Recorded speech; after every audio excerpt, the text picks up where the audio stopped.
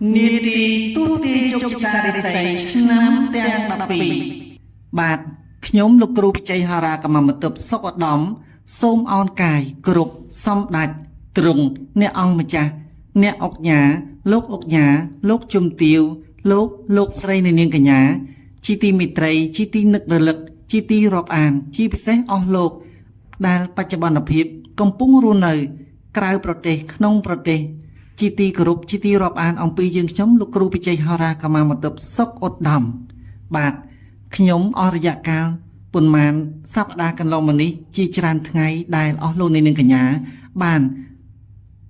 ផ្ញើនៅសំឡេងឬមួយក៏ផ្ញើនៅសារជូនមកនីតិយើងក្នុងគោលបំណងកោតសរសើរចង់ដឹងចង់យល់ចង់ស្ដាប់អំពីសំឡេងនិងសំណើរបស់អស់លោកអ្នកដែលត្រូវបានជម្រាបបកស្រាយដោយខ្ញុំលោកគ្រូពិជ័យហោរាកម្មាមតបសុកឧត្តមបាទនីតិយើងមានសេចក្តីរីករាយជាពន្លឹកមានគោលបំណងតែម្យ៉ាងគឺចង់រំដោះនៅភាពកង្វល់ទុក្ខព្រួយរបស់អស់លោកអ្នកនាងកញ្ញាគ្រប់ស្រទាប់វណ្ណៈបាទនីតិយើងសូមជម្រាបដោយស្មោះត្រង់ថាយើងខ្ញុំជាលោកគ្រូពិជ័យហោរាកម្មាមតបសុកឧត្តមមានគោលបំណងសុខទឹកទីនិយមចង់ឲ្យអស់លោកនាងកញ្ញារស់នៅប្រកបទៅដោយសុភមង្គលមានអ្វីទៅដែលហៅថាសេចក្តីសប្បាយរីករាយនៅក្នុងសង្គមគ្រួសារទាំងសង្គមការងារទាំងអ្វីៗទាំងអស់ដែលអស់លោកអ្នកនាងប្រាថ្នាចង់បាននិយាយសរុបរួមគឺសំដៅទៅលើសុភមង្គលផ្លូវចិត្តនិងផ្លូវកាយបាទដើម្បីជម្រាបជូនដល់អស់លោកនាងកញ្ញានៅបំណងដែលអស់លោកនាងកញ្ញាប្រាថ្នាចង់ដឹងថាតើនៅក្នុងឆ្នាំ2024ប្រចាំខែមីនានេះតើខ្ញុំលោកគ្រូពិជ័យហោរាកម្មាមតបមានចំណងដៃថ្មីស្រឡាងឬមួយក៏យ៉ាងណាដើម្បីបម្រើនៅសោតិនយារម្មណ៍របស់អស់លោកនាងកញ្ញា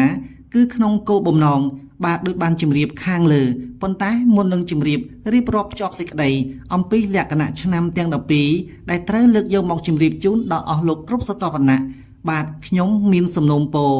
តែម្យ៉ាងគឺសូមឲ្យអស់លោកទាំងអស់គ្នាបាទមេត្តាជួយ share នៅ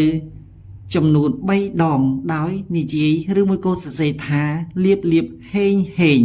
បាទអស់លោកអ្នកនៅពេលដែលបានជួយ share នៅចំនួន3ដងតើក្នុងគោលបំណងអ្វីបាទនីតិយើងសូមជម្រាបជូនដោយស្មោះស្ម័គ្រគោលបំណងរបស់ខ្ញុំលោកគ្រូពិជ័យហោរាកម្មាមតបបាទហើយដើម្បីអស់លោកនាងកញ្ញា share ចេញនៅ3ដងគឺប្រាថ្នា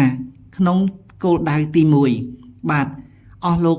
ដែលមិនទាន់បានស្ដាប់ឬមួយក៏បានស្គាល់អំពីនីតិយើងនឹងត្រូវបានស្ដាប់ឬមួយក៏បានចំណេះដឹងពុទ្ធិពីនីតិយើងជាបន្តបន្ទាប់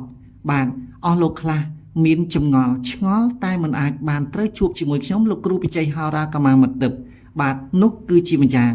ឯចំណុចទី2អស់លោកអ្នកដែលបានលើកដៃចុច share 3ដងនោះអស់លោកអ្នកនឹងទទួលបានសមិទ្ធផលមួយគឺក្នុងគោលបំណងបានមកវិញនៅផលដ៏ល្អបានន័យថាប្រព្រឹត្តនៅកុសលល្អបាទកាលណាយើងជួយផ្សព្វផ្សាយនៅបំណងល្អជូនដល់អ្នកដទៃនោះអស់លោកអ្នកនាងនឹងត្រូវទទួលបានមកវិញនៅផលកុសលកម្មដ៏ល្អជាក់ជាមិនខានបាទចំណុចទី3គឺជាការជួយផ្សាយនៅមេត្តាធម៌ផងជួយផ្សាយនៅកិត្តិស័ព្ទរបស់ខ្ញុំលោកគ្រូពិជ័យហោរាកម្មាមតបជូនដល់បណ្ដាអស់ជំនាញជនបាទឬមួយក៏អស់លោកគ្រប់ស្រទាប់វណ្ណៈដែលកំពុងចង់ដឹងចង់ឮបាទដូច្នេះនីតិយើងមានសេចក្តីសប្បាយរីករាយជាពន្លឹកដែលអស់លោកគ្រប់ស្រទាប់វណ្ណៈបាទទទួលចេញនៅការ share 3ដងដើម្បីទទួលបានសមិទ្ធផលចំនួន3ក្នុងពេលតែមួយបាទនៅក្នុងនោះផងដែរនីតិយើងក៏សូមសំណូមពរដល់អស់លោកអ្នកមេត្តាជួយចុច like និង subscribe មកនីតិយើងក្នុងគោលបំណងដើម្បីឲ្យយើងខ្ញុំមានក្តីសង្ឃឹមដើម្បីមានជីវិតរស់នៅប្រកបទៅដោយចំណងចំណូលចិត្តបំរើជូនដល់អស់លោកនាងកញ្ញាបាទក្នុងគោលដៅតែម្យ៉ាងប្រសិនបើអស់លោកនាងកញ្ញាមានចំណាប់អារម្មណ៍មកនីតិយើងកុំភ្លេចនៅសំណូមពររបស់ខ្ញុំលោកគ្រូពិជ័យហោរាកម្មាមតបបាទក្នុងនោះផងដែរមុននឹងជម្រាបរៀបរាប់ចប់សេចក្តីថាតើឆ្នាំទាំង12នៅក្នុងឆ្នាំ2024ខែមីនានេះតើឆ្នាំនីមួយៗត្រូវបានទទួលនៅជោគវាសនាយ៉ាងណានោះបាទហើយខ្ញុំក៏នឹងត្រូវជម្រាបជូននាពេលឥឡូវនេះក៏ប៉ុន្តែប្រសិនបើអស់លោកនាងកញ្ញាមានបញ្ហាឆ្ងល់កង្វល់ដោយប្រការណាមួយមានទុក្ខសោកមានវិបត្តិស្នេហ៍នៅក្នុង សង្គមគ្រួសារឬមួយក៏នៅក្នុងគ្រួសាររស់នៅពុំបានសមប្រកបជីវិតការងារទាំងមន្ត្រីរាជការឬមួយក៏បុគ្គលិកបម្រើការងារនៅស្ថាប័នឯកជនដទៃនានាទៀតក្តី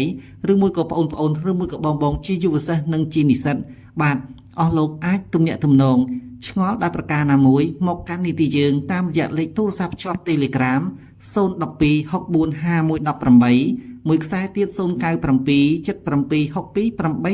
8244នីតិយើងនឹងជម្រាប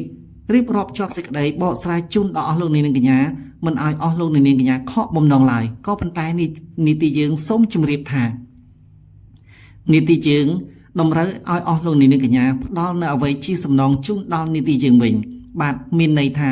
ខ្ញុំពុំអាចទូទាយជោគជតារិស័យជូនដល់អស់លោកគ្រប់សតវណ្ណៈដោយការទូទាយដែលមិនយកបច្ច័យនោះទេ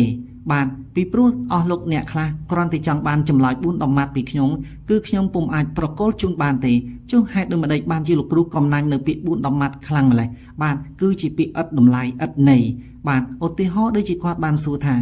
លោកគ្រូតើព្រឹកនេះខ្ញុំទៅទាយលុយគេចម្ពាក់បានដែរឬទេគឺជាសំណួរដ៏ឥតន័យខ្លឹមសារជាការប្រមាថមកលោកគ្រូផងហើយខ្ញុំឆ្លើយតបទៅវិញបានក៏ឥតតម្លៃពីព្រោះយើងមិនដឹងថាអ្នកដែលត្រូវសួរនោះគាត់ឆ្នាំអ្វីបាទថ្ងៃអ្វីខែអ្វីហើយបាត់ដៃរបស់គាត់បានចង្អុលបញ្ជាក់ថាតើគាត់ត្រូវទទួលបាននៅលៀបសការៈឬមួយក៏មានចំណុចណាដែលមិនសមប្រកបដូច្នេះខ្ញុំជាគ្រូមួយដែលត្រូវពិនិត្យពិចារណានៅសម្ដីរបស់ខ្ញុំមិនអាចចេះតែនិយាយឲ្យរួចផុតតែពីមាត់បាទពីព្រោះពាក្យថាគេហៅយើងថាលោកគ្រូគឺបង្កប់ទៅអត្ថន័យការគោរពក្នុងនោះផងដែរគឺពាក្យថាករុគឺប្រកបទៅដោយករុកុសលបាទការនិយាយស្ដីគឺប្រកបដោយមានចំណេះវិជ្ជាខ្ពង់ខ្ពស់ជ្រៅជ្រះបាទរួចហើយត្រូវប្រកបដោយក្រមសីលធម៌យើងមិនអាចនិយាយភាសាសាមញ្ញពេកដែលជាការបណ្ដោះតេះដៀលដល់អ្នកដទៃឬមួយក៏និយាយដូចជាការប្រមាថខ្ញុំលើកដូចជាឧទាហរណ៍មួយថាការតាំងព្រះភូមិនៅពីមុខផ្ទះបាទឬមួយក៏ចំហៀងផ្ទះបាទបើទោះបីជាព្រះភូមិនោះឬមួយក៏ការដាក់តាំងនោះមិនបានរៀបចំត្រឹមត្រូវយើងមិនអាចនិយាយថាមិនក៏ភ្លើម្លេះបានជាដាក់រៀបចំអញ្ចឹងឲ្យមានការដួលឬមួយក៏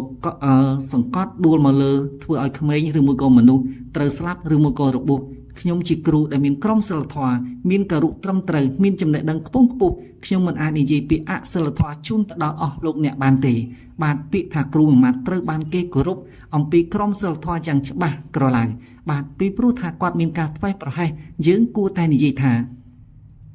ប្រសិនបើអស់លោកបាទរៀបចំតាំងព្រះភូមិទី1ត្រូវជ្រើសរើសនៅទីតាំងឲ្យបានត្រឹមត្រូវតើការដាក់តាំងព្រះភូមិនោះត្រូវបែរមុខទៅត្រង់ទីកន្លែងណាទិសណាដែលអាចសមប្រកបជាការតាក់ទាញប្រមូលនៅ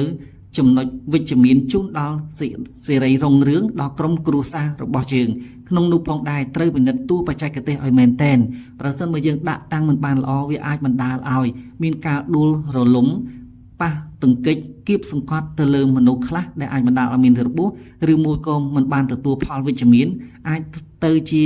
ការទទួលបាននៅផលអវិជ្ជមានអាចមានការរបួសឬមួយក៏ស្លាប់ដូច្នេះធ្វើឲ្យយើងអស់ជំនឿអស់សេចក្តីទុកចិត្តទៅលើការដែលយើងត្រូវបានប្រព្រឹត្តអស់រយៈកាលជាច្រើនពាន់ឆ្នាំកន្លងមកនេះគឺជាសម្ដីប្រកបដោយករុបានន័យថាចំណេះបូកផ្សំជាមួយនឹងក្រមសីលធម៌យើងមិនអាចនិយាយថាភ្លើទេបានជារៀបចំបានដូច្នេះបាទដូច្នេះមិនមែនជាពាក្យគ្រូទេបាទខ្ញុំសូមជម្រាបដូច្នេះចំពោះខ្ញុំការបកស្រាយជូនដល់អស់លោកនាងកញ្ញាក៏ដូច្នេះដែរបាទខ្ញុំមិនអាចនិយាយត្រឹមតែពាក្យ4 10ម៉ាត់ខ្ញុំបានលើកយកឧទាហរណ៍នៅក្នុងការដែលខ្ញុំលើកយកមកនៅក្នុងឆ្នាំមុនក៏ដោយបាទខ្ញុំបានជម្រាបថានៅក្នុងរឿងបាទព្រេងមួយប្រកបដោយកតិបណ្ឌិតធនជ័យឬមួយក៏យើងហៅថាធ្មេញជ័យបាទនៅពេលដែលម្ដាយរបស់ធនជ័យឬមួយក៏ធ្មេញជ័យចាប់ផ្ដើមពោះយន្តយកកំណើតជាបុត្រធនជ័យឬមួយក៏ធ្មេញជ័យជាកំពូលអ្នកប្រាជ្ញប្រចាំស្រុកខ្មែរបាទម្ដាយរបស់ធ្មេញជ័យឬមួយក៏ធនជ័យបានសម្ដៅទៅផ្ទះរបស់ហោរាសាស្ត្របាទទៅដល់លោកគ្រូហោតែជាអកុសលលោកគ្រូហោពុំបាននៅផ្ទះហើយបែរជាជួបនឹងប្រពន្ធរបស់ហោក៏គាត់មានជំនាញដែរតែគាត់មានចិត្តមួយដែលប្រកបទៅដោយគេហៅថាអកតិមានន័យថាបំណងមិនល្អគាត់យល់ឃើញថាធនជ័យកើតមកត្រូវតែមានវាសនាបានធ្វើជាស្ដេចដូច្នេះគាត់ក៏ទាញបង្ខុសទៅវិញថាកើតមកសម្រាប់តែធ្វើខ្ញុំទេដូច្នេះសំតាមពាក្យខ្មែរលោកពោលជាបុរាណភាសាថា ទំនាយត្រូវទាយទៅតាមឪពុកថាម្ដាយថាបាទដូច្នេះសូមបាទជឿជាក់ទៅលើការដែលយើងត្រូវផ្ដល់តម្លៃជូនគ្រូបាទប្រសិនបើយើងយល់ថាគ្រូនោះគាត់មានគរុបានន័យថាមានចំណេះដឹងត្រឹមត្រូវជាការចេះទាយដឹងត្រឹមត្រូវខ្ញុំមិនអាចទាយធ្វើរលាក់រលក់សោចហូរកញ្ជ្រៀវបានទេពីព្រោះខ្ញុំជាគ្រូពិតប្រាកដបាទដូចយើងទៅបង្រៀននៅក្នុងសាលាយើងមិនអាចទៅសោចរលាក់រលក់ជាមួយសិស្សបានទេបាទការទំនាក់ទំនងផ្សេងបាទការនិយាយប្រស្រ័យតាក់ទងជាមួយសិស្សផ្សេងការទំនាក់ទំនងធ្វើឲ្យសិស្សស្រឡាញ់រាប់អានយើងផ្សេងបាទតែយើងដែលឃើញព្រឹទ្ធាចារ្យណាមួយបាទដែលទៅសើចលេងលុបលោជាមួយនឹងកូនសិស្សរបស់ខ្លួនបានទេបាទការសន្ទនាការទំនាក់ទំនង good relationship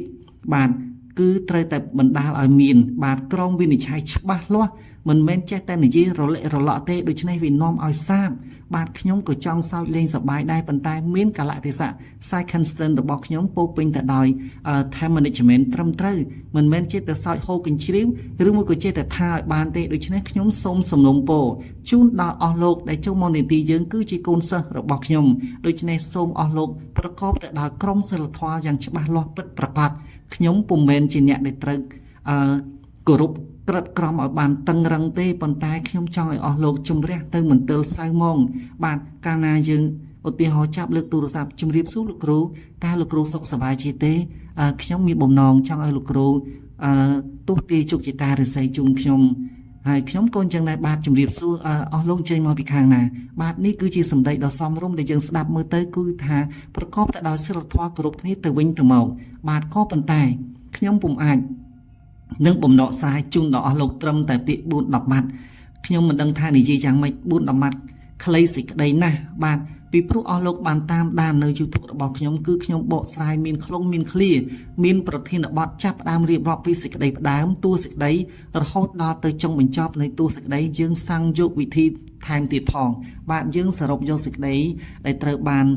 ស្របនឹងផ្ទុយមកសម្បាច់ចូលគ្នាដើម្បីច្បិចយកនៅតម្លៃណាមួយជូនដល់អស់លោកនាងកញ្ញាដូច្នេះគ្រូទីម្ដាយថាខ្ញុំពុំអាចចេះតែនិយាយបានតាមចិត្តឧទាហរណ៍ដូចគាត់សួរថាព្រឹកនេះខ្ញុំទៅទីលុយគេបានអត់ខ្ញុំមិនដឹងចុះបើសិនជាខ្ញុំមានចិត្តគំនិតមួយដូចជាប្រពន្ធហៅខ្ញុំបែរជានិយាយថាអត់ទេទៅទីអត់បានរហូតមួយជីវិតធ្វើការអីមួយក៏សុទ្ធតែទទួលបរាជ័យតើយើងលើសម្ដីដូច្នេះយើងសប្បាយចិត្តទេបាទខ្ញុំសូមជម្រាបផ្ដាំទៅតាមរលកធាតុអាកាសបាទដូច្នេះការប្រើសម្ដីគេថាសម្ដីជាអាចកន្លងបានសុខទុក្ខផងបានចំណេញផងក៏ដោយសារតែសម្ដីកុំភ្លៀងស្លាប់រស់ព្រោះតែមាត់បាទដូច្នេះទឹកដែលនៅកន្លែងណាដែលមានកំភ្លៀងច្រើនបាទត្រីដទៃទៀតច្រើនទៅរងគ្រោះដោយសារតែត្រីកំភ្លៀងបាទដូច្នេះសូមពិនិត្យពិចារណាមុននឹងប្រើសម្ដីរបស់យើងគឺប្រើសម្ដីឲ្យបានការទាំងគ្រូនិងសិស្សបាទខ្ញុំសង្ឃឹមថាអស់លោកប្រកាសជាយល់អធិស្ឋាននៅបំណងល្អរបស់ខ្ញុំលោកគ្រូវិជ័យហរាកម្មមតិសុខឧត្តមខ្ញុំសូមជម្រាបម្ដងហើយម្ដងទៀតការទូទាយជោគជតារិស័យរបស់ខ្ញុំគឺមានលក្ខណៈសុភវិនិច្ឆ័យច្បាស់លាស់ណាស់តម្រូវឲ្យអស់លោកផ្ញើនៅខ្សែបាតដៃស្ដាំនិងឆ្វេងផ្ញើមកនីតិយើងតើក្នុងគោលបំណងយ៉ាងដូចម្ដេចបាទខ្សែបាតដៃរបស់អស់លោកនាងកញ្ញាឆ្វេងនិងស្ដាំបញ្ជាក់នៅចំណុចមួយដែលត្រូវជម្រាបជូនបាទតើថ្ងៃណាខែណាឆ្នាំរបស់អស់លោកនាងកញ្ញាមានដំណើរការប្រកបទៅដោយចំណុចដែលអស់លោកនាងកញ្ញាចង់ដឹងគឺសេចក្តីមានឬក្របាទហើយតើវាសនារបស់អស់លោកនាងកញ្ញាជួបភពប្រសពជាមួយគ្នាតើមានដំណើរការយ៉ាងណាបាទចំពោះលេខអត្តក៏ដូចគ្នាចង់បញ្ជាក់ជូនថាតើថ្ងៃណាខែណាវេលាណាដែលអស់លោកនាងកញ្ញាចេញទៅប្រកបការងារនោះនឹងត្រូវបានទទួលនៅចំណុចដ៏ល្អខ្ញុំពុំអាចចេះតែនិយាយសើចហូរកញ្ជ្រៀវបន្លប់ស្ដាប់យកជាការមិនបានទេខ្ញុំចង់ឲ្យអស់លោកស្ដាប់នៅបទចម្រៀងស៊ិនស៊ីសមុទ្រប្រសើរជាងស្ដាប់នៅបទកញ្ឆក់កញ្ឆែងដែលអត់ដឹងថាតើចុងបញ្ចប់នៃបទចម្រៀងនោះមានអត្ថន័យយ៉ាងណាអស់លោកទោះបីជាមិនមែនជាអ្នកចម្រៀងតែប្រសិនបើអស់លោកបានស្ដាប់នៅសំឡេងរបស់អធិរាជសំឡេងមីស៊ីនស៊ីសមុទ្រនោះអស់លោកប្រកាសជាបានដកជាប់នៅក្នុងមនោសញ្ចេតនារបស់អស់លោកអ្នកទាំងបរិសុទ្ធស្ត្រីជាក់ជាមិនខានបាទខ្ញុំជឿជាក់ថាអស់លោកប្រកាសជាបានចាប់អារម្មណ៍នៅសំនៀងរបស់សំឡេងដ៏ស្រទន់ចេញមកប្រកបដោយទឹកដមលន្លង់លោចតាមរយៈបាទអធិរាជសំឡេងមីស៊ីនស៊ីសមុទ្របាទចំពោះខ្ញុំពុំបានហ៊ានប្រដូចទៅនឹង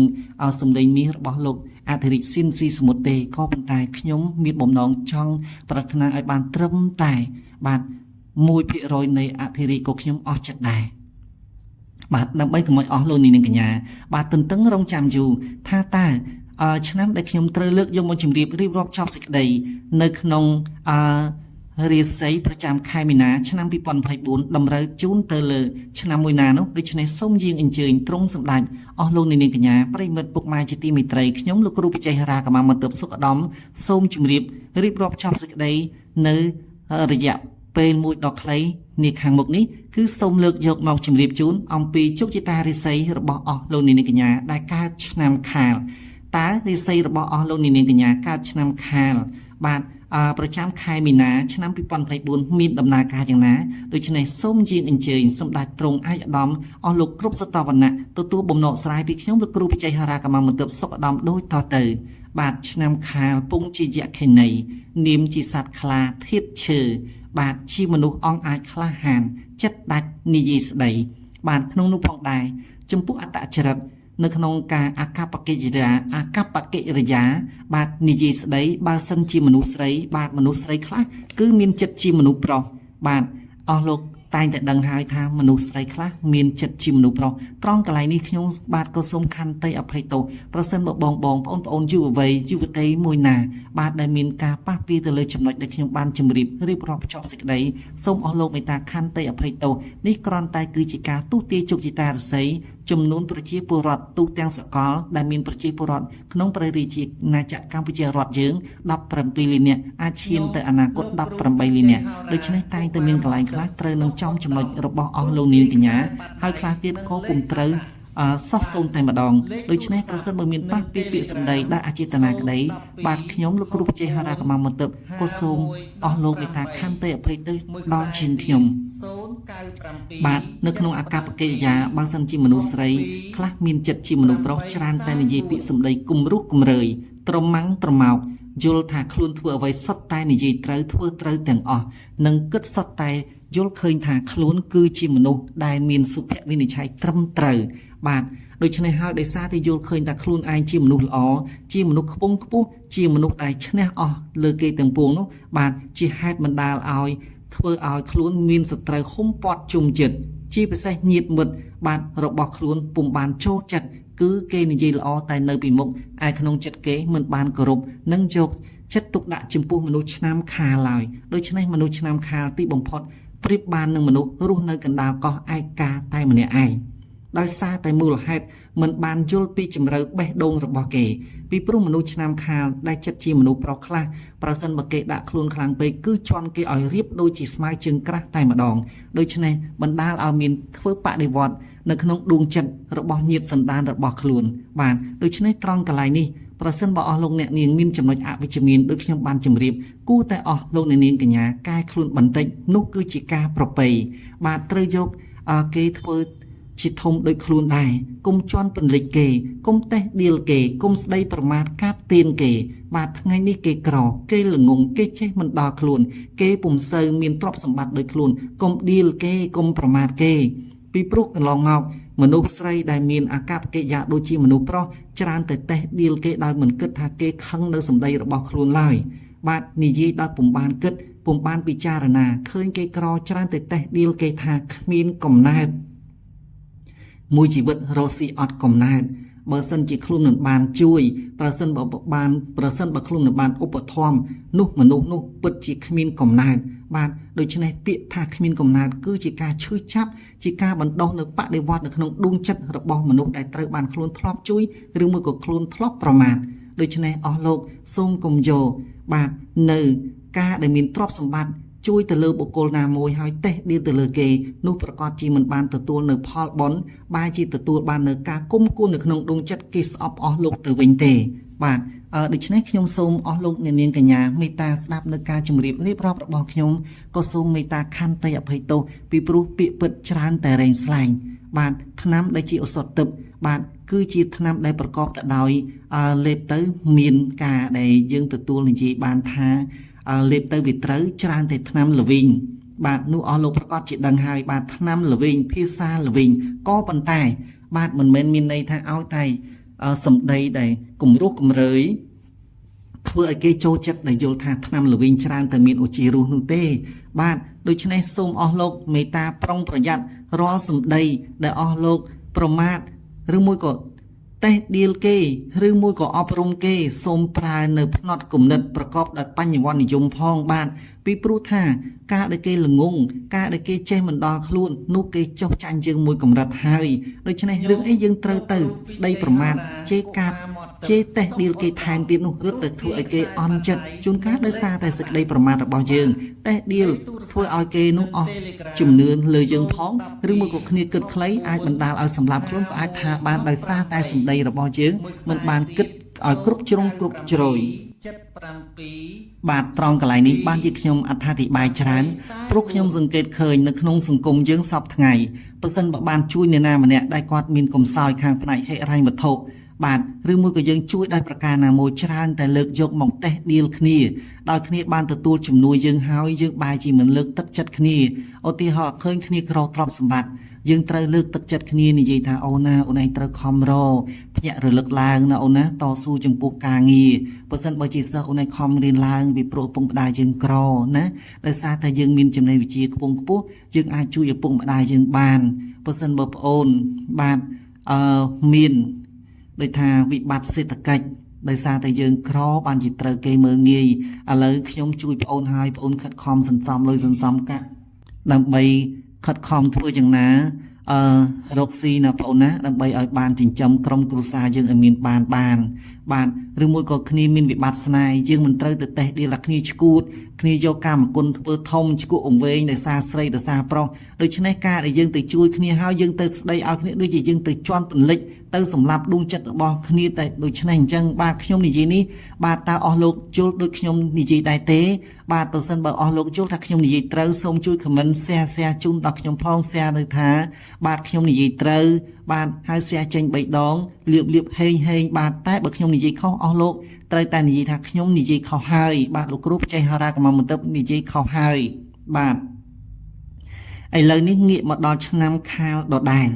បាទចំពោះស្ត្រីណាដែលកើតឆ្នាំខាលខ្លះគាត់មានសម្ដីសុភាពរៀបសារទន់ភ្លន់ព្រមទាំងមានចិត្តល្អបាទដូច្នេះអស់លោកណាក៏ដោយបាទដែលមានសម្ដីទន់ភ្លន់សុភាពរៀបសាររាក់ទាក់ច្រើនតែមានគេស្រឡាញ់រាប់អានគោរពច្រើនជាងមនុស្សដែលនិយាយត្រម៉ាំងត្រមោកបាទបោះបោកដូច្នេះផ្ទុយគ្នាស្រឡះបាទដូច្នេះហេតុអ្វីបានជាខ្ញុំលើកយកមកបញ្ជាក់ជូនក្នុងពេលនេះដើម្បីកុំឲ្យអស់លោកខ្លះខ្ញុំមិនចង់និយាយដូចគេហៅថាប្រជាភិថុត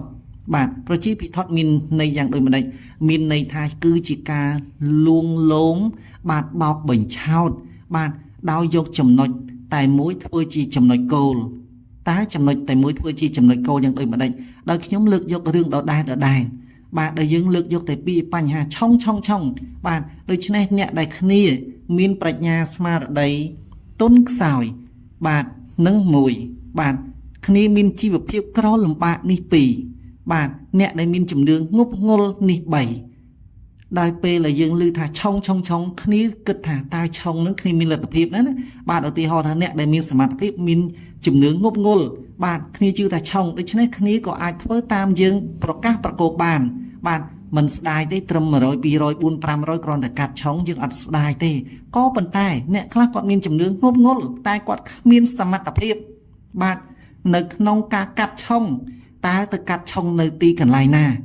នឹងមួយបាទចំណុចទី2បាទគឺកាត់ឆុងដឹងទីកន្លែងហើយតែគ្មានលទ្ធភាពគ្មានថវិកាគ្មានលុយតែម្ដងនិយាយចំគឺគ្មានលុយដូច្នេះឮទៅគេថាឆុងគ្នានឹងភ័យចង់ស្លាប់ចង់រស់បាទដូច្នេះធ្វើការអ្វីក៏មិនកើត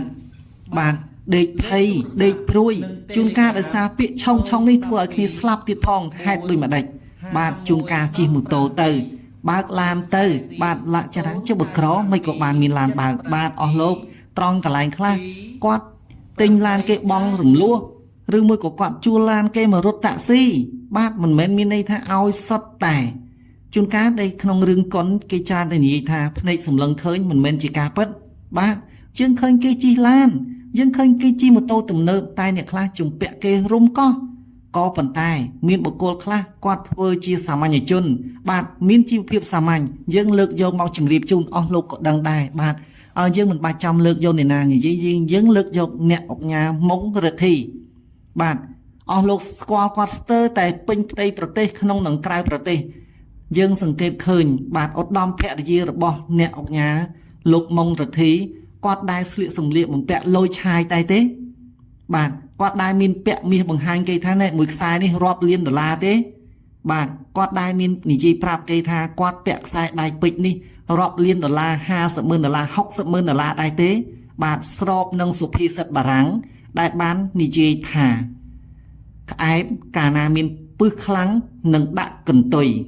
បាទយើងកម្រឃើញក្អែបវាទៅលើកកន្ទុយឡើងលើណាបាទក៏ប៉ុន្តែសត្វដែលមានពឹសតិចច្រើនតែលើកកន្ទុយឡើងលើយើងលើកឧទាហរណ៍ដែរ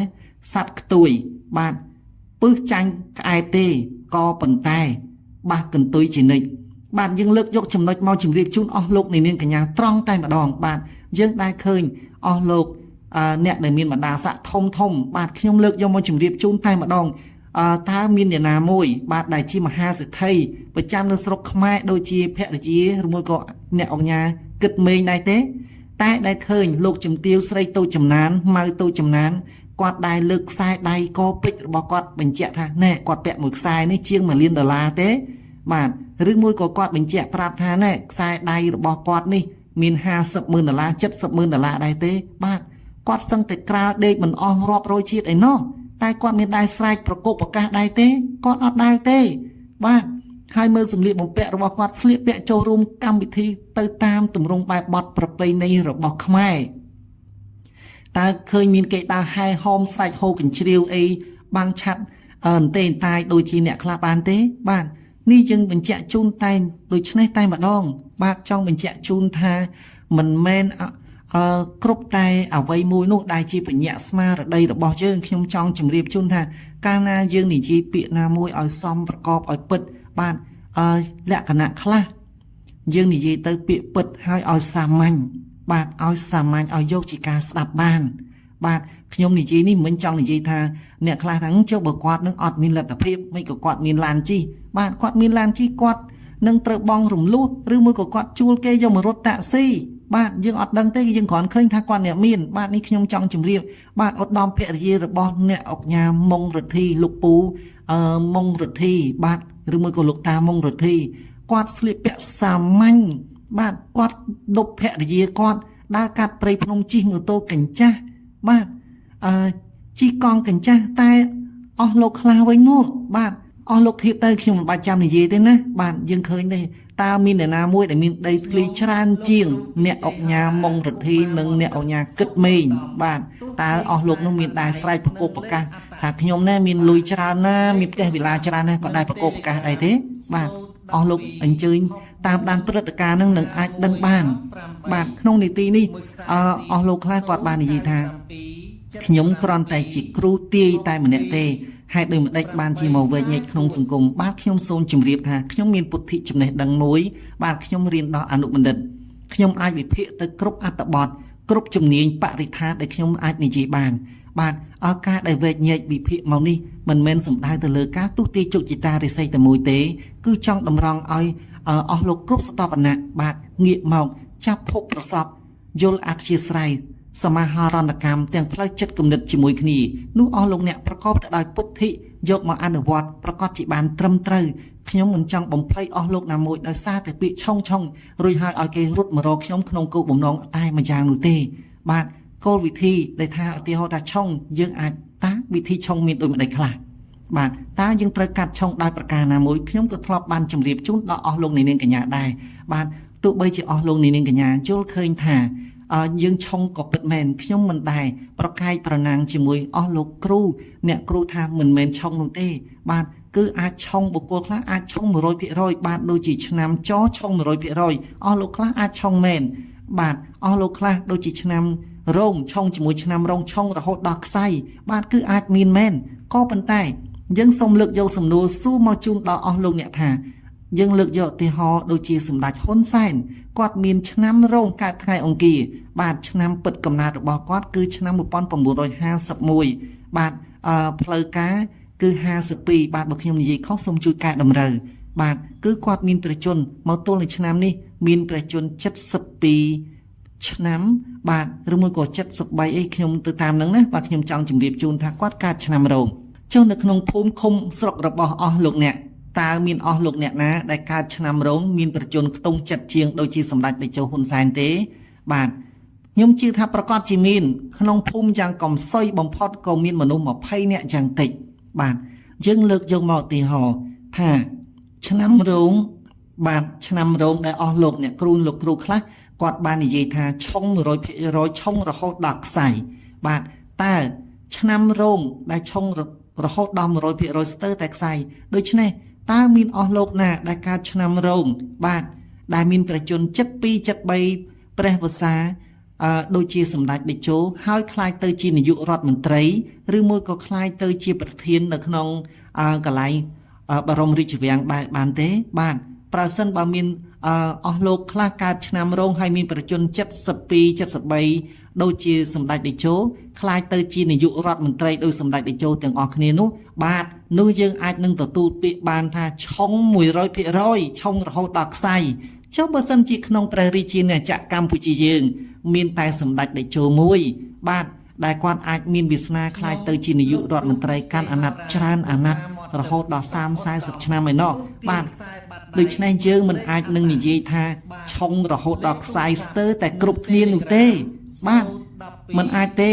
គឺមានតែបុគ្គលខ្លះដែលអាចឆុងខ្ញុំជឿមែនបាទដូច្នេះខ្ញុំមកនីតិក្នុងពេលនេះគឺខ្ញុំចង់ជួយបំបត្តិនៅអារម្មណ៍រវើរវាយរបស់អស់លោកអ្នកបាទសូមឲ្យជឿមានការពិចារណាបាទជឿហើយយកចិត្តទុកដាក់គោរពប្រណិប័តប្រសិន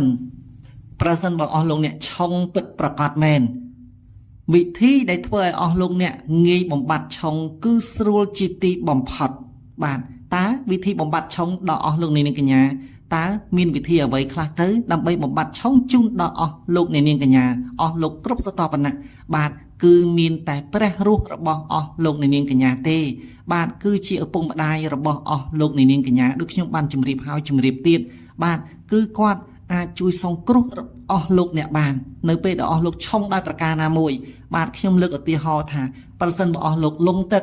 លោកចេះហែលទឹកឬមួយក៏លោកមិនចេះហែលទឹកស្រាប់តែលោកលងទឹកដោយចៃដន្យបាទតើអស់លោកមានដែរស្រែកថាលោកគ្រូហុងស៊ុយជួយខ្ញុំផងខ្ញុំលងទឹកហើយអស់លោកដែរស្រែកអញ្ចឹងបានទេអស់លោកដែរស្រែកទេ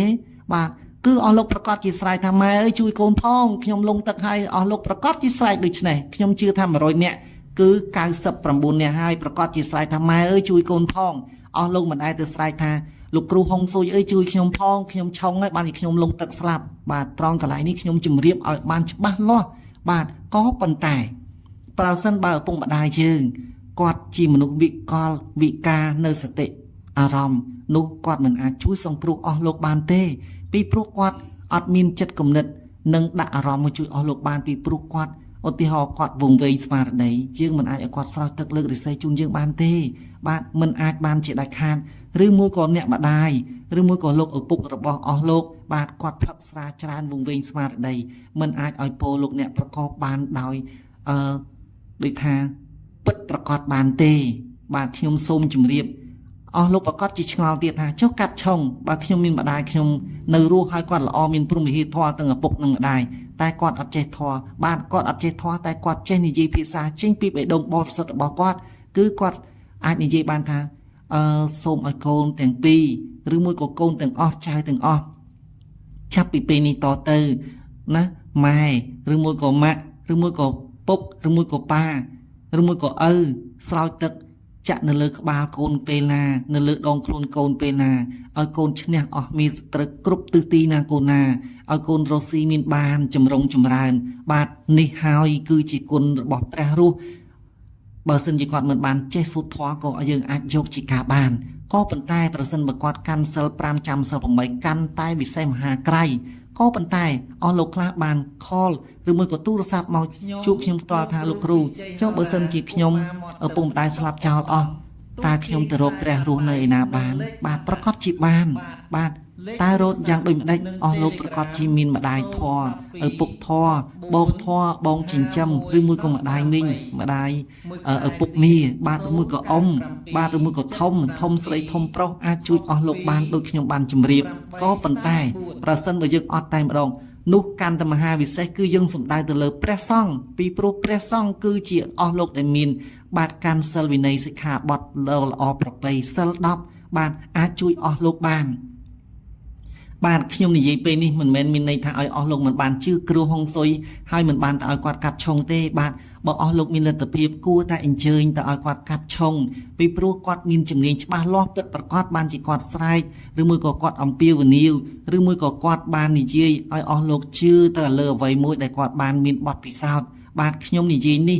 ចំពោះអស់លោកខ្លះដែលគាត់ពុំមានលទ្ធភាពដូច្នេះសូមចាំសម្ដីរបស់ខ្ញុំស្ដាប់ឲ្យបានច្បាស់ខ្ញុំគ្មានគំនិតណាមួយដើម្បីធ្វើឲ្យពួកខ្ញុំដើរក្នុងផ្លូវនេះដែរខ្ញុំមិនមែនជាអ្នកទៅយកជើងរាទឹកដើម្បីកុំឲ្យអស់លោកជឿទៅលើគ្រូហុងស៊ុយទេពួកខ្ញុំសប្តាហ៍ថ្ងៃក៏ជាគ្រូហុងស៊ុយមួយដែរបាទខ្ញុំសូមជម្រាបខ្ញុំសូមបញ្ជាក់មិនមែនមានន័យថាខ្ញុំទៅជំទាស់មិនឲ្យអស់លោកជឿទៅលើលោកគ្រូអ្នកគ្រូណាមួយហើយងាកបែរមកជឿលើខ្ញុំដើម្បីយល់ថាខ្ញុំជាអច្ឆរិយៈបាទលោកគ្រូដ៏កម្ពូលមហាវិសេសវិសាលនោះទេបាទភ្នំមួយខ្ពស់តែងតែមានភ្នំមួយខ្ពស់ទៀតបាទរួចហើយក៏មានស្មៅដោះពីលើភ្នំរួចហើយនៅលើស្មៅនោះក៏មានសត្វបាទបាក់សាបអស័យចុះមកបាទទុំប្រស្រ័យចឹកស្មៅនោះទៀតឯនៅលើខ្លួនបាក់សាបអស័យនោះក៏មានស្រមើលដែរនៅលើខ្លួនបាក់សាបអស័យដូច្នេះវាមានខ្ពស់ទៅខ្ពស់ជារហូតបាទដូច្នេះខ្ញុំមិនអាចទៅរាំងស្កាត់ដំណើររបស់អស់លោកដែលគាត់បានយល់ពីទូនីតិរបស់គាត់បានជម្រាបអស់លោកថាឆុងបើសិនបើអស់លោកមានជំនឿជាមួយគាត់បានអស់លោកធ្លាប់ភពប្រស្រ័យតាក់ទងជាមួយគាត់បានសម្រេចកុំភ្លេចកន្លែងដើមគ្រូកំណើតដើមដែលធ្លាប់បានជួយអស់លោកបាទដែលធ្លាប់ជួយអស់លោកដូច្នេះអស់លោកមិនត្រូវភ្នែកគុណគាត់បាទដោយខ្ញុំបានជម្រាបអំពីការរៀបចំកំប៉ុងជើងធូបនៃការថ្ងៃសែនដកជើងធូបដែលកន្លងមកនៅក្នុងឱកាសមុនចូលឆ្នាំចិនបាទខ្ញុំបានជម្រាបប្រសិនបើឆ្នាំថ្មីនេះបាទកន្លងមកឆ្នាំចាស់ដែលកន្លងមកហើយចូលឆ្នាំថ្មី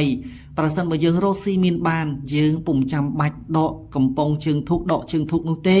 បាទគឺយើងរៀបចំឲ្យនៅដដែលគ្រាន់តែរក្សាសោភ័ណភាពជូតកន្លែងនៅបានស្អាតបាទក៏ប៉ុន្តែប្រសិនបើកំប៉ុងជើងធូបដែលយើងត្រូវដកវាមានន័យពីរទៀតបាទឆ្នាំចាស់កន្លងមកយើងរកស៊ីពុំសូវបានដូច្នេះយើងផ្សងវាសនាថាយើងត្រូវតែដកជើងធូបនេះចេញបាទដើម្បីរៀបចំសារដើមសារថ្មីដើម្បីខ្លាយក្រែងឆ្នាំ2024នេះយើងរកស៊ីមានបាននឹងយើងអាចធ្វើបានឬមួយក៏អស់លោកមួយទៀតឆ្នាំ2023អស់លោករកស៊ីលិចលង់បាទក្រុមគ្រួសារពុំបានចុះសម្រឹងជាមួយគ្នាប្រពន្ធរត់ចោលប្តីរត់ចោលឬមួយក៏ក្រុមគ្រួសារច្បោកច្បល់អត់មានអ្នកណាជាស្ដេចត្រឹមត្រូវពិតប្រាកដនោះអស់លោកត្រូវតែដកជើងធុកដើម្បីរៀបចំកែសម្រួលសារជាថ្មីបាទនេះខ្ញុំសូមជម្រាបដូច្នេះអស់លោកដែលធ្លាប់ភពប្រស្រ័យភពប្រស្រ័យតាក់ទងជាមួយនឹងលោកគ្រូអ្នកគ្រូតាំងពីចំនួនណាមកហើយបាទនៅពេលអស់លោកធ្លាប់បានជួបជុំជាមួយនឹងលោកគ្រូអ្នកគ្រូប្រកបទៅដោយសុភមង្គលសូមកុំបោះបង់នៅជំនឿដែលអស់លោកធ្លាប់ជួបប្រស្រ័យតាក់ទងជាមួយលោកគ្រូអ្នកគ្រូនោះពីព្រោះគាត់ធ្លាប់បានជួយអស់លោកឲ្យបានសម្រេចដោយក្តីប្រាថ្នាបាទដូច្នេះខ្ញុំគ្មានបំណងណាមួយចង់បំបាយបំបាក់ឲ្យអស់លោកបំភ្លេចពួកគាត់ចោលហើយរត់មកជឿខ្ញុំនោះក៏ទេដែរនៅលើសុភវិនិច្ឆ័យរបស់អស់លោកហើយបើសិនបើខ្ញុំនិយាយទៅមានការប៉ះពាល់ដោយប្រការណាមួយដែលអចេតនាក្តីបាទខ្ញុំសូមខន្តីអភ័យទោសខ្ញុំពុំបានបាទចាត់ទុកលោកគ្រូអ្នកគ្រូណាមួយ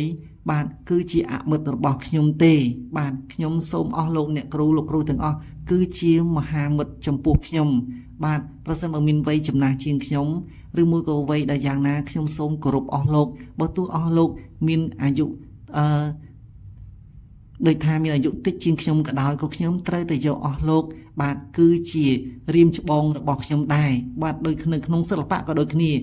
គេមិនគិតអាយុទេគេគិតទៅលើកម្រិតនៃចំណេះដឹងនៃសិល្បៈ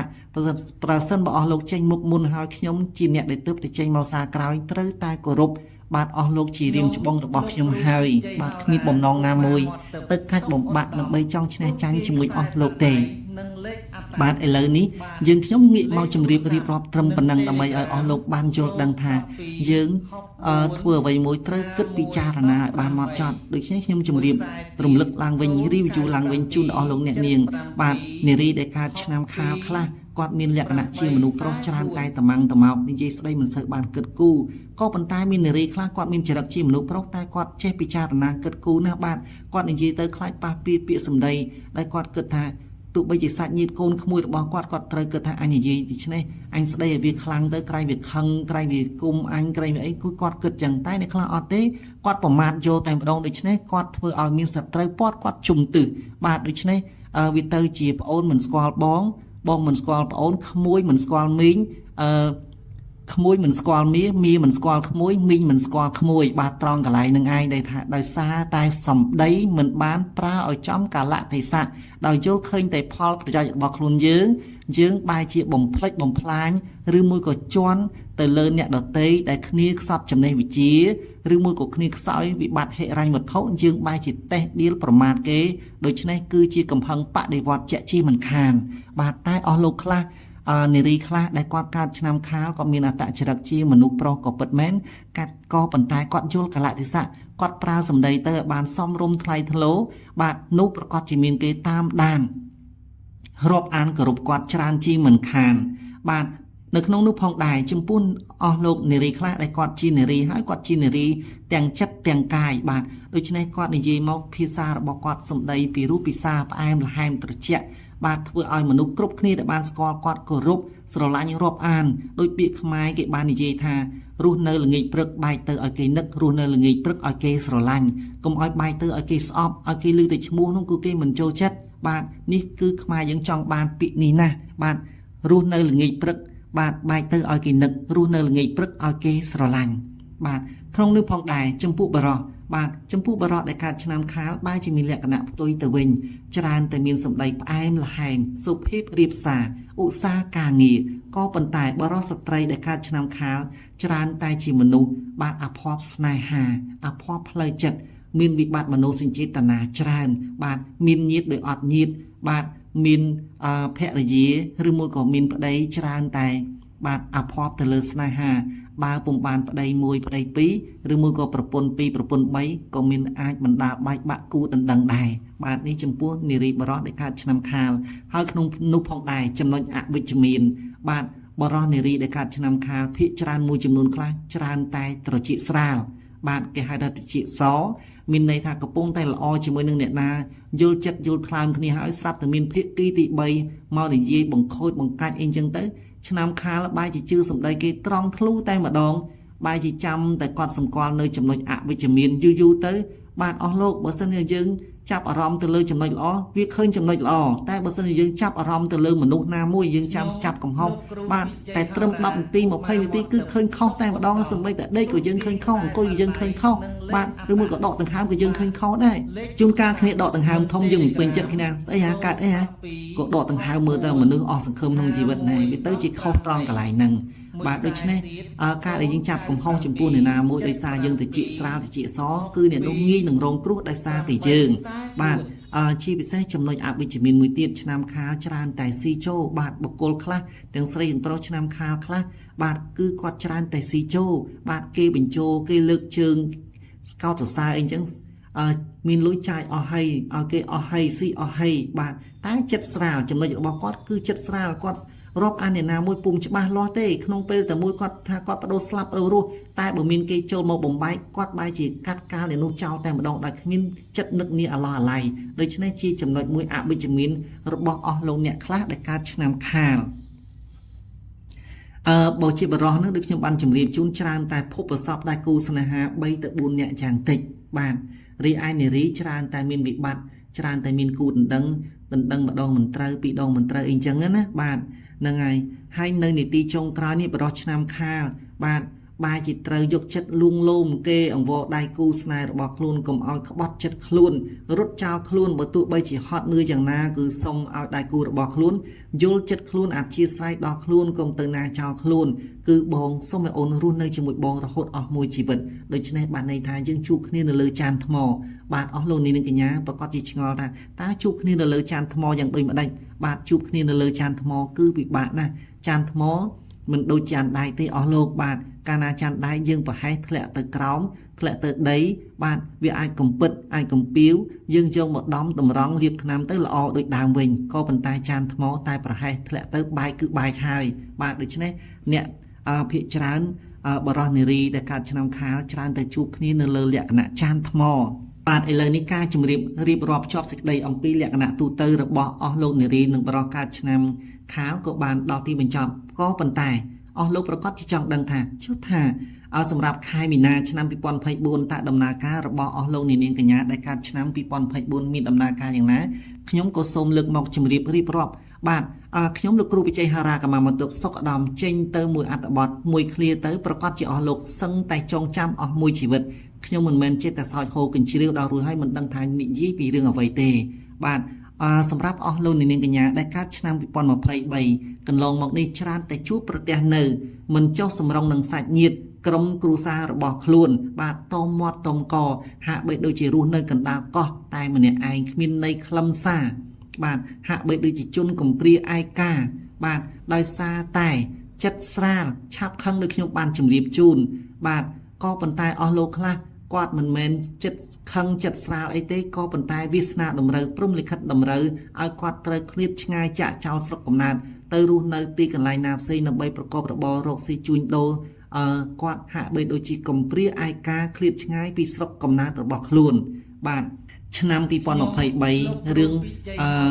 ហិរញ្ញវត្ថុគឺពុំមានចោតប៉ុន្មានទេសម្រាប់គាត់បាទគឺមានន័យថាម្ដងលិចម្ដងអណ្ដែតក៏ប៉ុន្តែល្មមលំអាចទ្រាំបានមានន័យថាទ្រាំបានប៉ុន្តែស្ទើរស្លាប់ស្ទើររស់ដែរបាទឯចំពោះបញ្ហាសុខភាពបានន័យថានៅក្នុងឆ្នាំ2023ជំងឺក៏បានឈឺច្រើនណាស់ដែរបាទម្ដងកាត់ម្ដងកោស្ទើរតែពុំមានក្តីសង្ឃឹមបាទជួនកាលហាក់បីដូចជារៀងស្រាលទៅជួនកាលថ្ងៃខ្លះដូចជាធ្ងន់ធ្ងរស្ទើរតែគ្មានសង្ឃឹមថារស់ឬមួយក៏ដំណើរជីវភាពក៏ដូចគ្នាដែរម្ដងរៀងស្រាលទៅខំតែត្រេកអរដល់ពេលមួយរយៈមកក៏ស្រាប់តែធ្ងន់ស្រុបតែម្ដងបាទចុះចំណែកឯឆ្នាំ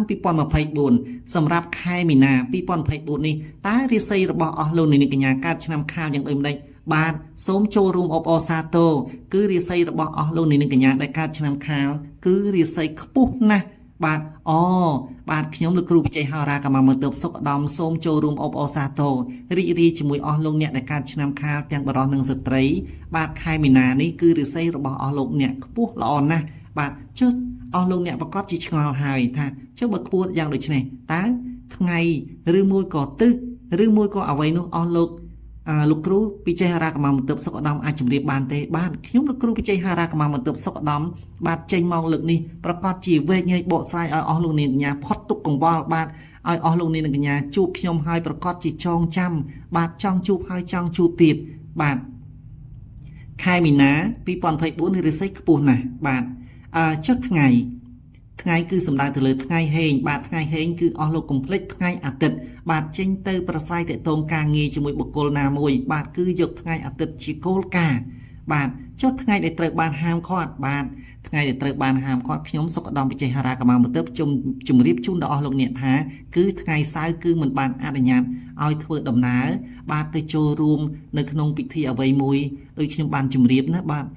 មិនអាចទំនាក់ទំនងការងារអ្វីមួយគឺត្រូវបានហាមឃាត់បាទចុះចំពោះទិសវិញបាទយើងបានជម្រាបថ្ងៃហេងបាទហើយនឹងថ្ងៃដែលត្រូវបានហាមទិសហេងបាទសុខឧត្តមខ្ញុំសូមជម្រាបជូនដល់អស់លោកនាងកញ្ញាថាទិសហេងគឺទិសខាងត្បូង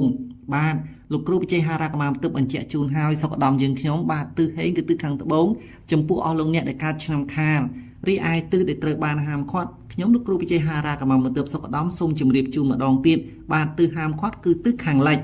បាទចុះចំពោះម៉ោងហេងវិញម៉ោងហេងនិងម៉ោងត្រូវហាមតើម៉ោងណាលោកគ្រូសុខឧត្តមបាទខ្ញុំនឹងជម្រាបជូនម្ដងទៀតហើយបាទអស់លោកអ្នកបាទម៉ោងដែលត្រូវបានហេង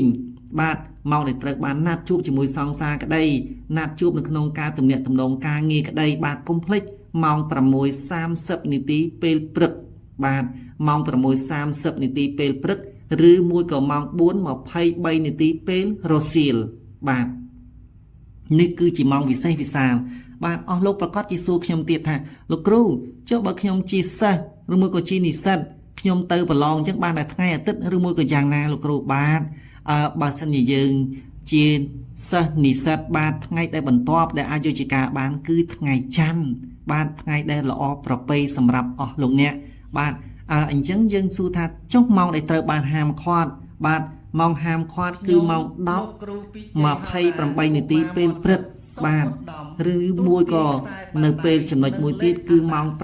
8:20 នាទីពេលយប់បាទដូច្នេះសូមកុំភ្លេចបាទបើស្ដាប់មិនបានទាន់សូម review បាទឬទួលឡើងវិញស្ដាប់ឡើងវិញដោយយកចិត្តទុកដាក់នេះគឺជាបំណងល្អរបស់ខ្ញុំលោកគ្រូបច្ចេកហោរាកម្មាបន្ទប់សុកឧត្តម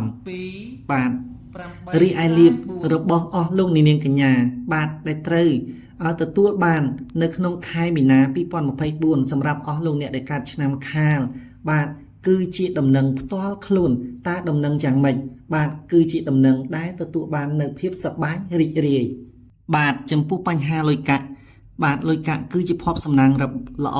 របស់អស់លោកនាងកញ្ញាដែលកើតឆ្នាំខាលរាសីប្រចាំខែមីនាឆ្នាំ2024លុយកាក់គឺហូរចូលគ្រប់ទិសទាំង8ជាបន្តបន្ទាប់បាទចំពោះបងប្អូនយុវវ័យដែលបច្ចុប្បន្នឬមួយក៏បងជានិស្សិតឬមួយក៏ជាសិស្សសាលាបាទការដាក់ដំងគឺមានក្តីសង្ឃឹមថានឹងជាប់បាទទោះបីដាក់ដំងបាទជួនកាលអស់លោកបាទបងជានិស្សិតឬមួយក៏ក្នុងផ្នែកណាមួយបាទដែលកំពុងតែបន្តការសិក្សាអាចជាប់អាហារូបករណ៍ទៅរៀននៅក្រៅប្រទេសក៏អាចថាបានបាទចំពោះក្នុងនោះលៀបដែលត្រូវបានជម្រាបជូនទៀតគឺចំពោះទំនាក់ទំនងស្នេហាគឺជួបស្នេហ៍ដោយចៃដន្យនិងមានក្តីអំណរជាពន់ពេកបាទ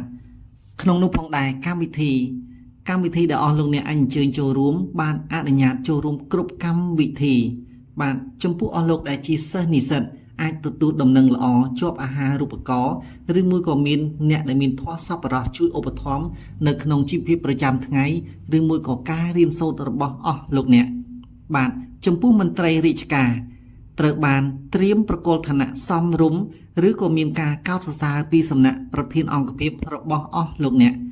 រីឯចំពោះបងឬមួយក៏បងប្អូនដែលបច្ចុប្បន្នភាពកំពុងតែបម្រើការជាបុគ្គលិកក្រុមហ៊ុនឯកជននានាដទៃទៀតក្តីត្រូវបានប្រធានចាប់អារម្មណ៍ប្រសិនបើប្រឡងឬមួយក៏ដូរមុខតំណែងគឺត្រូវបានមេគាំទ្រ support អស់លោកជានិច្ចអស់លោកដែលបច្ចុប្បន្នភាពជាអាជីវករពាណិជ្ជករបោះទុនឬមួយក៏វិនិយោគប្រុងបើកហាងថ្មីឬមួយក៏ប្រុងធ្វើអ្វីមួយបាទគឺត្រូវបានអនុញ្ញាតក៏ប៉ុន្តែត្រូវធ្វើដោយសន្សំកុំបំបោលក្រែងពុំដល់ដូចប្រាថ្នាមានន័យថាធ្វើបានសម្រេចតែត្រូវយកសัตว์ដង្កូវបាក់ខ្នងធ្វើជាគ្រូមានន័យថាបោះមួយជំហានម្ដងដោយប្រុងប្រយ័ត្ននោះអស់លោកអ្នកប្រកាសជានឹងប្រកបដោយភាពជោគជ័យជាក់ជាមិនខានលុយកាក់នៅក្នុងខែមីនានេះដែរគឺមានលុយកាក់ចាយវាដោយសមរម្យបាទអស់លោកអ្នកប្រកាសជាពេញចិត្តនិងសប្បាយរីករាយជាក់ជាមិនខានបាទរីឯចំពោះសុខភាពនៅក្នុងឆ្នាំ2024នេះបាទមានលក្ខណៈធូរស្រាលច្រើនដូច្នេះសូមអស់លោកអ្នកមេត្តាហាត់ប្រាណដើម្បីជួយឲ្យរាងកាយរបស់យើងរឹងប៉ឹងបាទក្នុងនោះផងដែរត្រូវតមចំណីអាហារណាដែលគួរបរិភោគឬមួយក៏អស់លោកដោយសុភាសិតខ្មែរបាននិយាយថាស្រឡាញ់ខ្លួនឲ្យស្ងួនចំណីបាទស្រឡាញ់ស្រីឲ្យត្រូវពិនិត្យពិចារណាបាទរីឯទំនាក់ទំនងស្នេហានិងអាពាហ៍ពិពាហ៍មានការចុះសម្រុងគ្នាយល់ចិត្តគ្នាបានល្អណាស់ក្នុងនោះផងដែរចំពោះបងឬមួយក៏បងប្អូនយុវវ័យបាទជួបគ្នានៅគ្រាដំបូងឬមួយក៏ធ្លាប់ប្រស្រ័យទាក់ទងគ្នានារយៈកាលកន្លងមកនេះច្រើនតែមានភាពរកាំរកូសគ្នាឆ្នាំ2023ចូលមកដល់ក្នុងខែមីនាបាទគ្នាប្រហែលថ្ងៃនេះទៀតអស់លោកអ្នកប្រកាសជាបានជួបនៅទំនាក់ទំនងល្អក៏សាងអនុស្សាវរីយ៍ដ៏ល្អដើម្បីទុកជាចំណងដៃអនុស្សាវរីយ៍នៅថ្ងៃកសាងសុភមង្គលតទៅអនាគតបាទការហាមក្នុងនោះផងដែរការហាមគឺខ្ញុំលោកគ្រូបច្ចេកហារាកម្មាបន្ទប់សុខឧត្តមសូមជម្រាបដល់អស់លោកនាងកញ្ញាបើទោះបីជាអស់លោកនាងកញ្ញាកើតឆ្នាំខាលដែលរាសីប្រចាំខែមីនានេះមានរាសីខ្ពស់យ៉ាងណាក៏ដោយដូច្នេះអស់លោកត្រូវតែប្រយ័ត្នកុំឲ្យលុយគេខ្ចីនិងទិញរបស់ថ្មីដែលមានតម្លៃខ្ពស់ចូលនៅក្នុងផ្ទះពុំបានសេចក្តីសុខប៉ុន្មានទេបាទត្រូវចងចាំ បាទកុំឲ្យលុយគេខ្ចីមួយហើយនឹងទិញរបស់ថ្លៃពេកចូលមកក្នុងផ្ទះពុំនោះសោតនឹងត្រូវទទួលបានវិបដិសារីជាមិនខានបាទបើទោះបីមានរិស័យខ្ពស់យ៉ាងណាក៏ដោយត្រូវចេះសន្សំលុយកាក់ទុកជាមុនសិននេះគឺជាទុនបំរុងសម្រាប់ជូនដល់អស់លោកអ្នកបាទសម្រាប់នៅក្នុងខែមេសាបន្តទៀតបាទដំណើរកំសាន្តបាទដំណើរកំសាន្តគឺអនុញ្ញាតនៅក្នុងការធ្វើដំណើរតែត្រូវប្រយ័ត្នក្នុងការធ្វើដំណើរបើទោះបីមានការអនុញ្ញាតក្តីក៏ត្រូវតែមានការពិនិត្យពិចារណាបើកបោដែលមានការប្រុងប្រយ័ត្នសុវត្ថិភាពខ្ពស់បាទប្រហែសតែមួយវិនាទីអាចបណ្ដាលឲ្យមានវិបដិសារីអស់មួយជីវិតបាទសំណុំពរបាទពីខ្ញុំលោកគ្រូពិជ័យហារ៉ាកម្មាមន្ទិបចំពោះសំណុំពរទី2នេះបាទគឺខ្ញុំចង់ជម្រាបជូនដល់អស់លោកនាងកញ្ញាដែលកើតឆ្នាំខាលសម្រាប់ខែមីនាឆ្នាំ2023បើទោះបីជារាសីរបស់អស់លោកនាងកញ្ញាមានរាសីខ្ពស់យ៉ាងណាក៏ដោយខ្ញុំលោកគ្រូពិជ័យហារ៉ាកម្មាមន្ទិបសូមជម្រាបជូនដល់អស់លោកនាងកញ្ញាថាប្រសិនបើអស់លោកអ្នកកើតនៅឆ្នាំខាលបាទនៅទីជិតឆ្ងាយក្តីនាថ្ងៃ15កើតថ្ងៃអាទិត្យទី24ខែមីនាឆ្នាំ2024នេះត្រូវសុំឲ្យឪពុកម្ដាយរបស់ខ្លួនបាទស្រោចទឹកលើករាសីបាទបើសិនជាគាត់នៅមានប្រជជនគឺត្រូវធ្វើបន់ជូនគាត់បាទធ្វើយ៉ាងណាឲ្យគាត់បានសប្បាយចិត្តបរិភោគឲ្យបានទៅតាមចំណង់របស់គាត់បាទមិនមែនមានន័យថាឲ្យគាត់ពិសាររហូតតទៅនេះទេគឺគាត់ចង់ញ៉ាំអីយើងបំពេញបំណងគាត់ហើយសំពះសូមឲ្យគាត់ស្រោចទឹកលើករាសីជូនដល់អស់លោកនាងកញ្ញាបាទប្រកាសជាមានរស្មីរុងរឿងបាទរស់ស៊ីអ្វីក៏បានត្រជាក់ត្រជុំតែបើសិនបើយើងអត់បានមានឪពុកម្ដាយគាត់រស់នៅទេគឺត្រូវតែឲ្យលោកសង្ឃស្រោចទឹកលើករាសីជូនបាទព្រោះថាខ្ញុំសូមជម្រាបចំពោះឪពុកម្ដាយដែលត្រូវស្រោចទឹកលើករាសីជូនដល់អស់លោកនាងកញ្ញាគឺសូមលើកយកនៅម៉ោង8:28នាទីពេលព្រឹកបាទតែប្រសិនបើយើងទៅជួបលោកសង្ឃឲ្យលោកស្រោចទឹករំដោះគ្រោះលើករាសីជូនយើងបាទមិនមែនមានគ្រោះទេតែខ្ញុំចង់និយាយពាក្យថាលើករាសីជូនបាទគឺនៅពេលដែលយើងជួបជាមួយនឹងលោកសង្ឃបាទគឺសូមឲ្យគាត់ស្រោចទឹកលើករាសីជូនយើងនៅម៉ោង9:27នាទីពេលព្រឹកបាទឬមួយក៏ម៉ោង1:44នាទីពេលរសៀលថ្ងៃត្រង់បាទនីតិយើងក៏បានឈានជើងជិតចូលមកដល់ទីបញ្ចប់មុននឹងជម្រាបលាខ្ញុំលោកគ្រូពិជ័យហារ៉ាកម្មាមន្ទិបក៏សូមជូនកាដូអនុស្សាវរីយ៍មួយជូនដល់កូនសិស្សទាំងអស់ឬមួយក៏អស់លោកអ្នកទាំងអស់គ្រប់ស្ថាប័នៈក្នុងនិងក្រៅប្រទេសបាទសូមទទួលយកនៅគាថាប្រោះព្រំលើករាសីជូនដល់អស់លោកនាងកញ្ញាតើគាថានេះមានអត្ថន័យយ៉ាងណាបាទខ្ញុំលោកគ្រូពិជ័យហារ៉ាកម្មាមន្ទិបសូមជម្រាបបាទមុននឹងខ្ញុំសូត្រគាថាប្រោះព្រំលើករាសីជូនដល់អស់លោកនាងកញ្ញាគឺចង់និយាយថាគាថាប្រោះព្រំនេះគឺខ្ញុំសូត្រគាថានេះមានគោលបំណងជួយដល់សិស្សនិងអស់លោកគ្រប់ស្ថាប័នៈសំដៅទៅលើការស្រោចទឹកនៅលើក្បាលយន្តជំនិះរបស់អស់លោកគ្រប់ប្រភេទបានជួញដូរបានផលចំណេញកាលណាគាថានេះស្រោចទឹកទៅលើមនុស្សនឹងបានជ័យជំនះជាពិសេសចំពោះស្ត្រីដែលឈឺពោះចិត្តឆ្លងទន្លេសម្រាលបត់គឺកាលណាសូត្រនៅគាថានេះពេលណាគឺអស់លោកដែលជាស្ត្រីច្រើនតែសម្រាលបត់បានឆាប់រហ័សបានសូត្រទៅលើមុខទំនិញបានអស់លោកដែលកំពុងតែជាអាជីវករពាណិជ្ជករគឺសូត្រនៅគាថានេះពេលណាបាទស្ដាប់នៅខ្ញុំសូត្រនេះពេលណាមានន័យថាសូមអស់លោកនៅពេលដែលចាប់ដើមលក់ដូរបាទសូមអស់លោកបើកនៅសំឡេងរបស់ខ្ញុំសូត្រគាថានេះដាក់នៅកន្លែងដែលអស់លោកលក់ដូរប្រកាសជាអស់លោកលក់ដូរដាច់ជាមិនខានបាទគឺថាលក់ដូរទំនិញដាច់រហ័សណាស់បាទភ្ញៀវចេញចូលមិនចេះឈប់ឈរបាទគឺចូលមកជួយទិញអីវ៉ាន់របស់អស់លោកច្រើនខុសប្រកដីប្រសិនបើយកគាថានេះសម្លេងរបស់ខ្ញុំនៅពេលដែលខ្ញុំបានសូត្រគាថានេះទៅលើចំពោះមនុស្សមានជំងឺគឺធ្វើឲ្យគាត់បណ្ដាលឲ្យគាត់ឆាប់បានជាសះស្បើយពីជំងឺបាទឆាប់ជាសះស្បើយមិនដោយតាទៅជាជំងឺរ៉ាំរ៉ៃទេបាទនេះគ្រាន់តែជាជំងឺធម្មតាណាបាទសូមកុំឲ្យយកជំងឺមហារីកអីមកឲ្យស្ដាប់សូត្រទៅថាជាមិនមែនទេមានន័យថាជំងឺដែលយើងអាចថាទទួលយកបានបាទខ្ញុំសូមជម្រាបណាបាទពេលដែលសូត្រពេលដែលសិស្សស្ដាប់ឮសំឡេងរបស់ខ្ញុំបាទចំពោះដែលអស់លោកចង់ធ្វើពីក្រមួនស្នេហ៍អីចឹងឧទាហរណ៍ថាអស់លោកអាចបើកខ្លងយកនៅក្រមួនបាទឬមួយក៏ទឹកអប់ឬមួយក៏លេរបស់អស់លោកយកមកដាក់នៅកន្លែងដែលទូរស័ព្ទរបស់អស់លោកបើកលើសំឡេងខ្ញុំសូត្រពេលណាហាក់បីដូចជាខ្ញុំសូត្រប្រសិទ្ធ ជ័យមង្គលបាទមុនស្នេហ៍សារកាជូនដល់អស់លោកអ្នកហើយដូច្នេះអស់លោកអ្នកយកបើកនៅ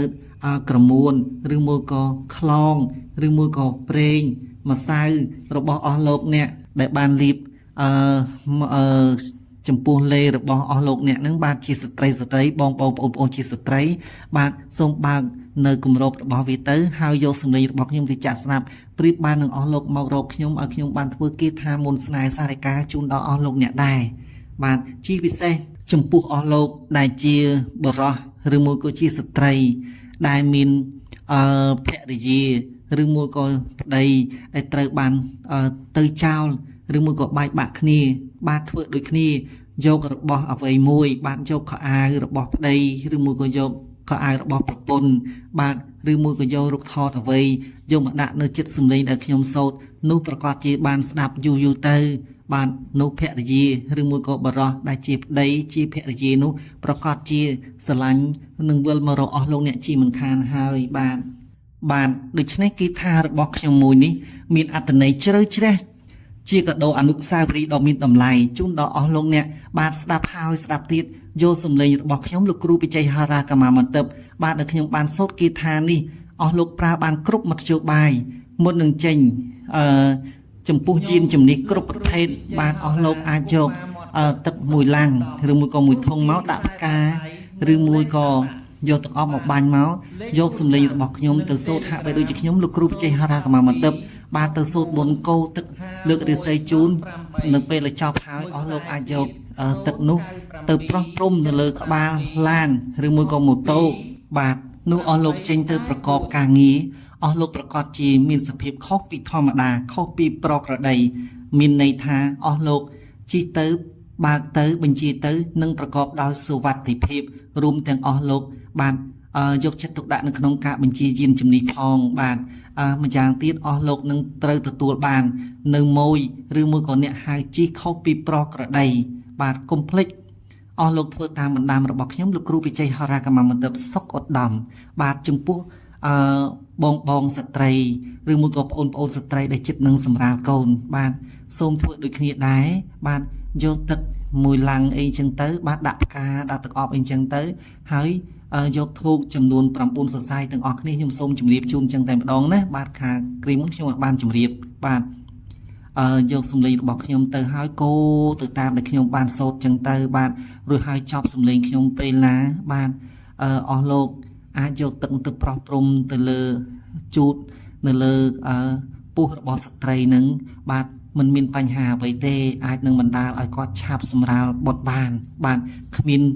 កន្លែងណាមួយដែលធ្វើឲ្យទៅដូចថាខ្ទាស់រាំងស្ទះនៅដំណើរយ៉ាងមិនខុសប្រក្រតីទេនេះគឺជាទឹកចិត្តបរិសុទ្ធរបស់ខ្ញុំបាទចំពោះអស់លោក